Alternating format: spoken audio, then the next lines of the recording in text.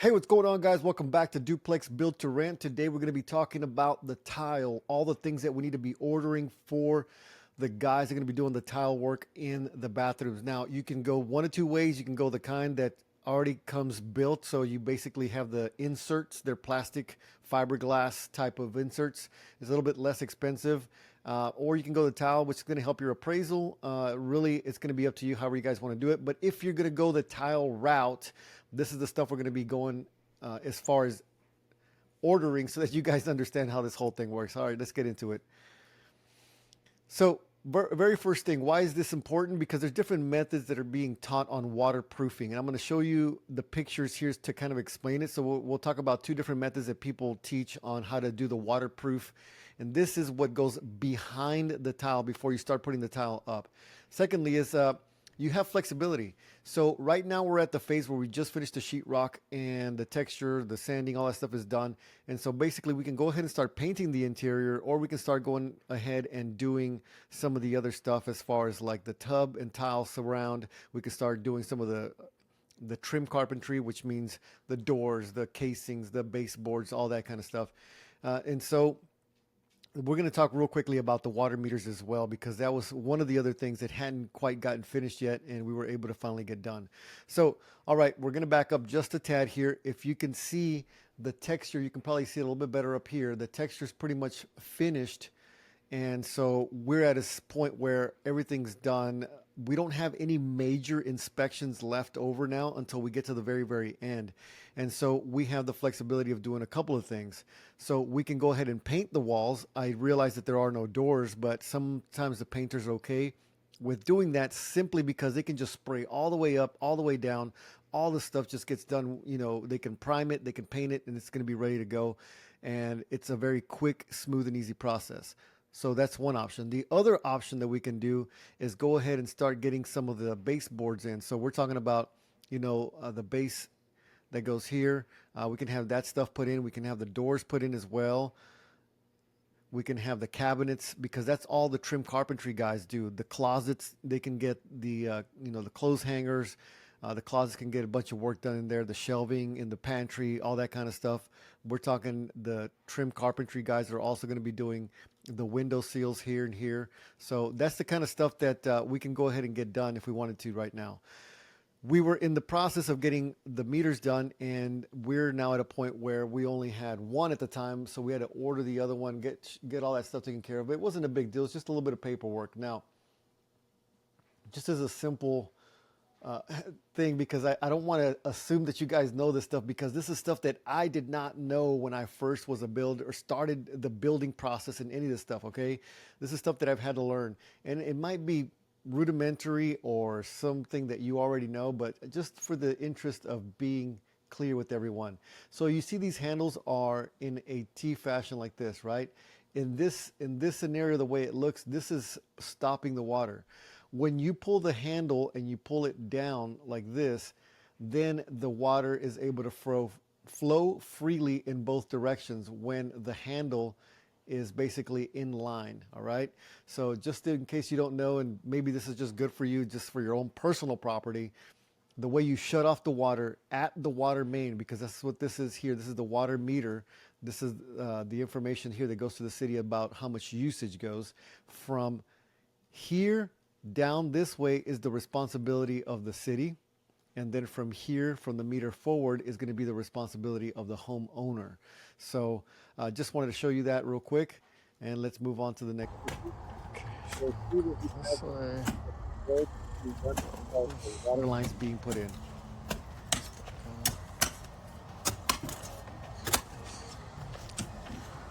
Now, the reason these guys do this by hand is because you don't want to accidentally hit something else there, okay? Now, here is where, as you can see, is going to be where the water is going to be connecting, okay? And then you have the other one all the way over here for the other one. So that's really part of the stuff that needs to get done right now. These guys are connecting it. While this is getting done, there's other people working on the inside. So this is one of those places where you can work in tandem, right? You can do two things at one time, and it doesn't impact each other. So we get this stuff done, and then there is an inspection that the plumber has to do. That's all on him. We're not calling the inspection ourselves. The master plumbers are calling to ensure that we have enough water pressure in this line, and it's tested by the city to ensure that everything's good on that part. So let's move on to the next slide. Okay, now this is some of the stuff. This is called Red Guard. You can see here waterproofing and crack prevention membrane. So what this stuff is you basically, we get it in this 5-gallon jug. You see how here, this is backer board. You see the seam right there where it's connected? There's seams right there, there's seams right there. And you can see the little holes that are punched in from where the screws are drilled in, right? So there's a couple of ways that this is taught. You can basically do the seam with that membrane, just, basically cake it on there, put it on there, paint it on there, roll it on there, whatever you want to do. Here on the corners where all the little holes are, you can just, putty it the way they normally do with the sheetrock, right? Where they do the tape and float. That's one way. Or the way that my guys like to do it, which is going to be a little bit different than that, is they just paint the whole entire thing, right? That's just, you're ensuring that this waterproof membrane stuff is on there really, really well. And so the way this is done is basically, it's like a paint that rolls on, and then basically it hardens like rubber. Okay, so that's why it's called a waterproof membrane. I want to go over a couple of items as well so we can order. So give me 1 second. Okay, so I'm going to be going back and forth. This is Floor and Decor. This is where we order our material for the tub surround, for the tile. Now, we're only going to be talking about the tile tub surround right now. We're not going to be talking about the kitchen just yet, because we do like having a nice backsplash in the kitchen. It really helps our appraisal. And so the same thing that we do in the bathrooms here. So traditionally, we want to use a 12 by 24 inch tile in the bathrooms. The reason why is because it's less work, and it's just easier, and the guys really prefer it. You can get some really nice stuff, and then this is what this stuff looks like. I mean, it's pretty, it's nice. It looks good. It's not so overpowering. It's not super, super busy, and it's just a 12 by 24. As you can see there, it's $1.29 a piece. This $2.50 piece is I guess it was what it used to be priced, but we got a discount on it. It's $1.29. And then the sheen on it, the slippery type of sheen is the kind of finish that I prefer, because it's easier to clean, right? Because you're going to be having tenant turnover. You have to do a whole cleaning on this entire thing at some time in the future, and it's very easy to clean the stuff that's like got that really glossy, shiny. It's very slippery if you put it on the floor, but for the tub surround, I like that. And then the other stuff that we have here is this Jolly P 3/8 inch. Let me show you what it looks like. This little piece here, this material goes on the edges and on the ends to kind of give it a clean finish. We buy this stuff. This is made out of plastic, and actually it's made out of PVC, but it's $6.75. This stuff can get very expensive. If you get some of the other stuff that that is out there at Floor & Decor, you can pay up to like $30, $40 and $50 per piece on some of this stuff. So just be very cognizant of that. The next thing that we have here is going to be this Unicolor. This is the grout, and this is the standard color grout. Now, just look at the price. Okay, so we're looking at $1.29 price per square foot for the tile. So you want to be in that ballpark. Okay, if you want to go something a little bit nicer, you can, but I would really try to caution you of going too crazy expensive on the bathrooms and the kitchens. You can really put a serious dent on your budget if you go overboard. Okay, so we want to be considerate of that. And the same thing goes for the grout. Now, the grout that we get is going to be a bag. It's a bag of this color here selected, and it's a 25-pound bag. Nothing too crazy, and that's going to be enough to do all 4 bathrooms or all 4 tubs. So remember, we're doing a duplex. One side is a 3-bedroom, 2-bath, and it's 2 full bathrooms. That means tub, toilet, and sink. And then on the other side, it's going to be the exact same thing, right? So all bathrooms are full bathrooms. The next thing we have here is going to be this Cara color. And so in some of the places, and I'm going to show you where we use this, I like to use this instead of grout because it does separate and it allows water intrusion and stuff like that. So I like using the actual caulking stuff. And then we have this stuff here. And this is going to be the adhesive mortar. This is just a white, basic standard type stuff that we use for the bathrooms. This is basically what glues the tile to the wall. Okay, we have 12 bags of this stuff. So let me go back over to the presentation where we're at, and let me show you guys here where we're going with the rest of this stuff. All right, so now these guys are beginning to put this stuff in. The clips as well as something else. We have a bunch of clips left over from other jobs. Some of these clips you can reuse these things. So again, you know, you buy it one time, you can reuse some of the plastic clips. Some of them you can't reuse, but obviously, you know, we're price conscious, so we're trying to use this stuff.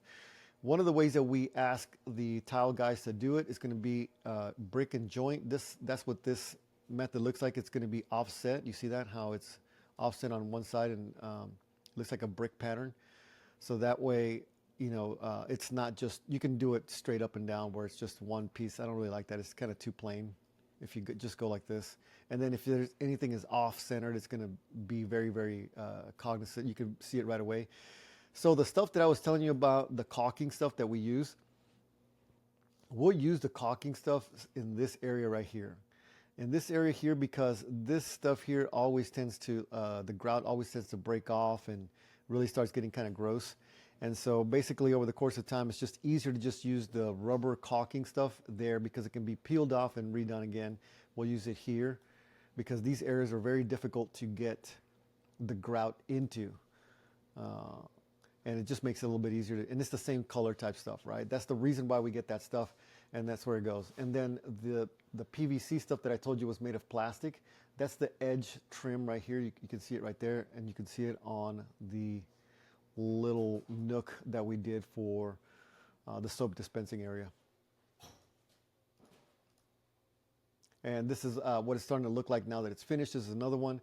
Again, this stuff here, I know we're not using a whole bunch of it, but I would definitely, you know, I know it looks great if you start using some of the really expensive stuff, guys, but man, I would caution you. You think you have money left in the budget, but once you're at this stage, you still have a long ways to go. You still have cabinets, baseboards, casing for the doors, all the, you know, closet stuff that needs to be done, all the flooring. You still need to buy appliances. You still need to buy, you know, hardware for the cabinets. You still need to buy lights. You still need to buy sinks, countertops, sinks, sink faucets, hardware for this stuff, you know, for the tubs. I mean, there's still a long ways to go. So don't think that you're like under budget here, just thinking that you can spend money. All right, let's see what else we got going on. I think that's going to be it, guys. All right, like as I always do, guys, if you want to learn more about this stuff, if you're watching this on YouTube, you can go to my school community right there to join. And then also at the same time, you know, if you want to get a free master class on where I go into full depth on how this whole process works, on finding the money, finding the deals, putting the entire thing together, please feel free to sign up. I'll be doing one here in August again soon. Hey, guys, thanks so much for watching. I really appreciate you guys. Thank you, and I'll see you again soon.